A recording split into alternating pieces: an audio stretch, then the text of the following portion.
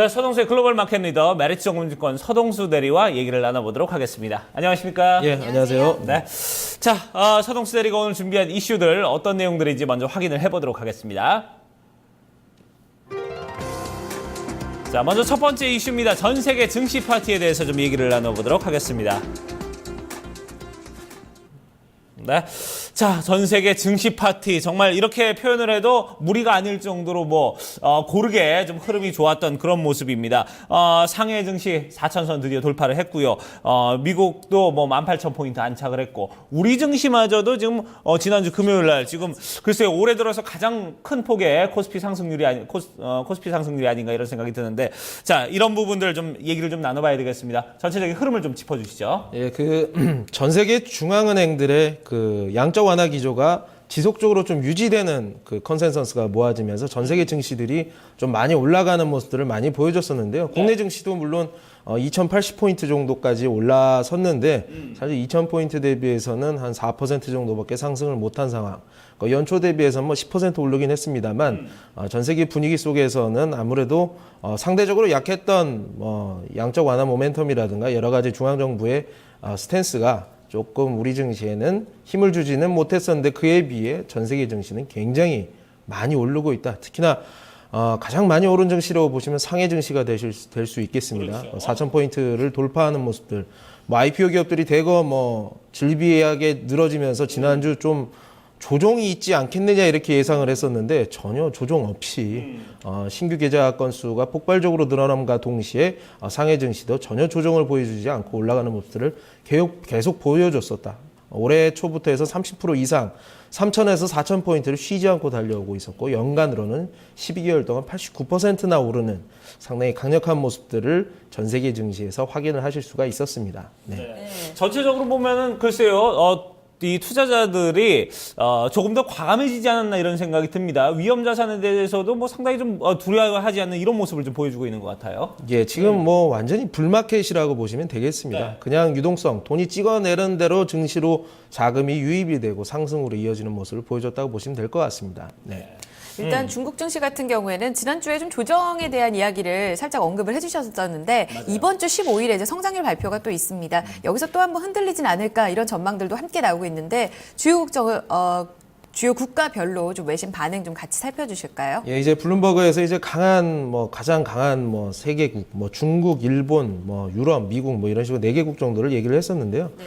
중국이 이제 최근에 2차 제조업 관련된 지표들이 상당히 좋지 못했었는데 이러한 것들이 오히려 이제 GDP 성장을 더욱더 밀어붙이기 위한 중앙정부의 노력이 나오지 않겠느냐 이런 모습들로 좀 연결을 시켰고요. 최근에는 사실 홍콩 증시가 지난 4월에 한 10% 가까이 오르면서 상당히 많이 오르는 모습들을 좀 보여줬었다. 어떻게 보면 물이 높은 곳에서 아래로 떨어지는 이런 모습들을 좀 보여줬었던 것 같고 낙수 효과가 있었다라고 보시면 될 것 같고요. 일본 같은 경우에도 이제 토픽스가 올해 13%가 올랐는데 BOJ의 양적 완화가 계속적으로 지속이 되면서 실물 경제에 도움이 되었다. 그리고 또한 이제 연기금이 강력한 매수세가 있었기 때문에 올라갈 수 있었다. 이렇게 얘기를 하고 있고요. 미국도 지금 굉장히 많이 올라 있죠. 사실 다우라든가 나스닥 같은 경우도 거의 예전에 닷컴 버블에 한 1% 못 미치는 정도로 지금 올라서 있는 상황이다라고 보시면 될 것 같고. 네. 유럽도 포르투갈, 덴마크 모두 올해 25%씩 올랐다라고 이렇게 정리를 하고 있습니다. 네. 자, 유럽 같은 경우는 그리스가 어쨌든 좀 골칫덩어리인데 최근에 조금 이제 좀 안정감을 좀 시장에 불어넣어주면서 이런 부분도 좀 같이 작용을 하고 있는 것 같습니다.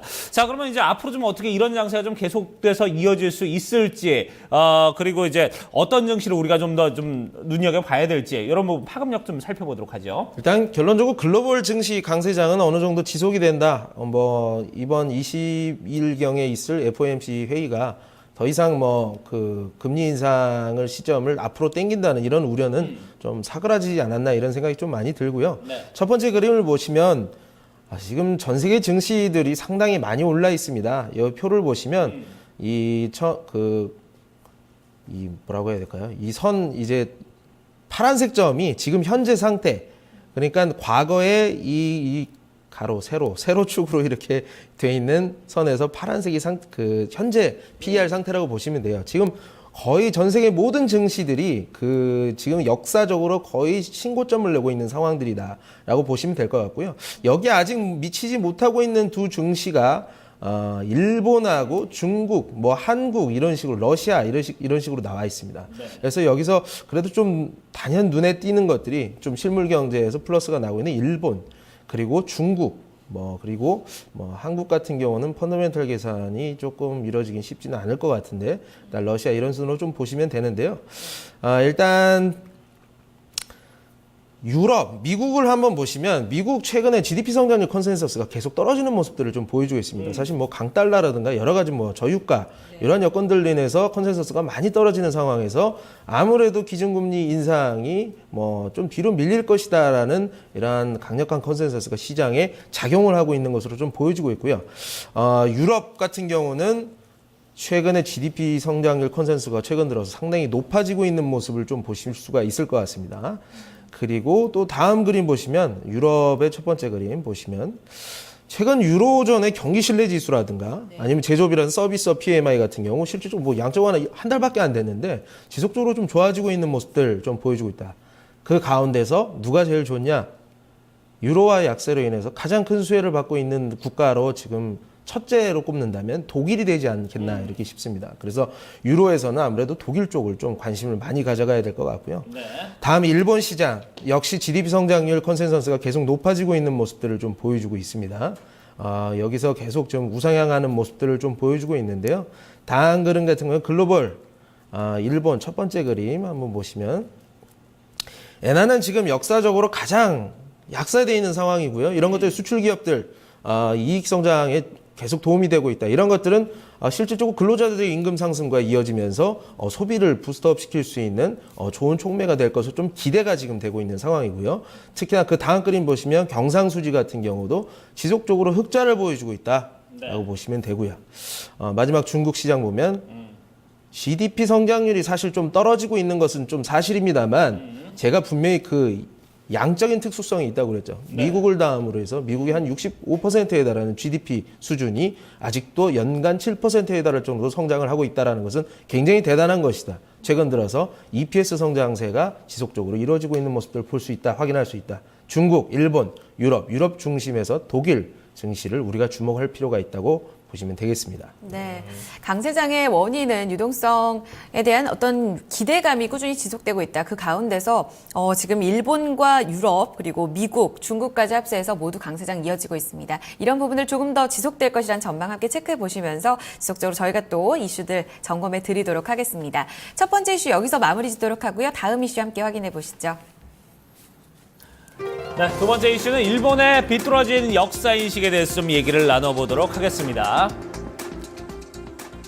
자, 제가 2부 시작할 때 일본 증시만 떨어졌다는 부분 일본 그래도 싸다 이렇게 얘기를 했는데 사실 지금 중국, 한국 다 불편하게 지내자 이런 의도인 것 같아요. 지금 일본 교과서 이번에 검정 결과 발표한 거 보니까 얼굴에 철판 정도가 아니라 티타늄을 깔지 않았나 이런 생각이 들 정도입니다. 어떻습니까?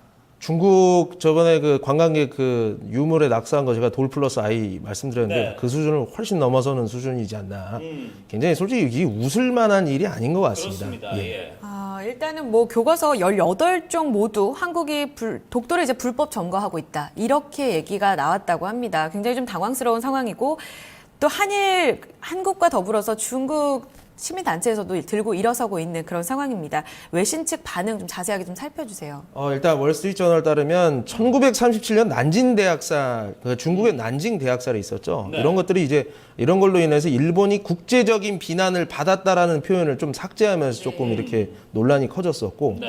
위안부가 동원, 강제로 이렇게 연행되는 이런 모습들을 이런 그림들을 삭제를 하고 위안부가 강제 연행의 증거를 찾지 못했다라는 설명이 추가가 됐습니다. 네. 그러니까 무슨 위안부를 자기가 가서 자기가 했다는 식으로 얘기를 하고 있는데 일본의 이 문무과학상 이 양반이 하는 얘기는 새 교과서가 상당히 균형이 잡혀 있는 교과서다라고 이렇게 표현을 하면서 참 굉장히 기분이 나쁜 부분이지 아닐 수가 없다라고 좀 볼 수가 있을 것 같고요. 국내 언론에 많이 얘기가 된 것들, 외교청서에 자유민주주의의 기본적 인권 등 기본적 가치와 이익을 한국과 공유한다라는 이러한 부분도 삭제를 했다. 뭐 사실 이런 얘기 좀 하긴 그렇지만 전체적으로 봤을 땐 이 사실 뭐 한판 하자는 느낌입니다. 제가 봤을 때. 예. 우리가 지금까지 뭐 잘못했던 부분 그냥 싹 이제는 우린 몰라 뭐 이런 식으로 지금 교과서에 좀 다 표현이 됐다 이렇게 얘기를 해도 과언이 아닌 정도인데 자 이렇게 되면은 뭐 우리도 그렇고 중국도 그렇고 뭐 일본하고 뭐 친하게 지낼 수가 없겠죠 한동안은. 맞습니다. 이 사실 뭐 자위대까지도 해외에 파병이 가능한 군대로 지금 자기네들이 법을 뜯어고치고 있는 상황에서 결국에는 뭐 100년이 200년이 있을지 모르겠지만 뭐 전쟁까지도 뭐 불사하겠다는 어느 정도 이렇게 움직임이라고 저는 보여지거든요. 네. 사실 뭐 더 이상 얘기할 필요는 없을 것 같고요. 어쨌든 네. 중일 관계, 그 한일 관계 계속 냉각되지 않겠느냐 이런 상황이 좀 보여지고요. 어떻게 보면 중국향에 대한 중국향, 한국산 소비재에 대한 이런 중국인들의 로열티가 상당히 강화될 수 있다. 이런 것들은 그냥 웃긴 얘기가 아니고 실질적으로 중국에서 일본 자동차가 전혀 팔리지 않고 일본산 모든 제품들이 굉장히 배격당하고 있는 모습들. 그나마 한국산 제품들은 좀 많이 인정이 되고 그 브랜드력을 계속 지니고 있거든요. 네. 그래서 이제 최근 들어서 화장품주들 상당히 지금 약진하고 있는 모습들인데 이런 것들이 좀 더 좀 탄력을 받지 않겠느냐. 최근 들어 좀 수급적인 요인에 있어서 좀 밀렸던 주식들 같은 경우는 우리가 매수 관점에서 접근을 해도 되겠다. 어떻게 보면은 좀 이런 것들이 좀 먹을 건 좀 더 있겠네요. 첫 번째 주제보다. 네. 예. 경제적인 관점에서 볼 때는 역으로 이제 우리와 중국이 더 가까워질 수 있는 그런 계기가 될 것이고 반대로 이제 그렇게 따지면 이제 일본 제품보다는 우리 제품이 조금 더 이제 경쟁력을 가질 수 있는 그런 요인도 될 수 있을 것이다. 이렇게 생각하면은 또 반대로 좀 일본이 참 경제를 놓고 볼 때는 그동안 뭐 계속해서 경기 부양하면서 이런 부분에 대해서는 왜 또 제대로 신경을 못 쓰는지 좀 상당히 좀 안타까운 부분입니다. 자, 여기서 이제 마무리를 짓도록 하겠습니다. 지금까지 글로벌 마켓 리더 메리츠 정보증권 서동수 대리와 함께했습니다. 고맙습니다. 예, 감사합니다. 감사합니다.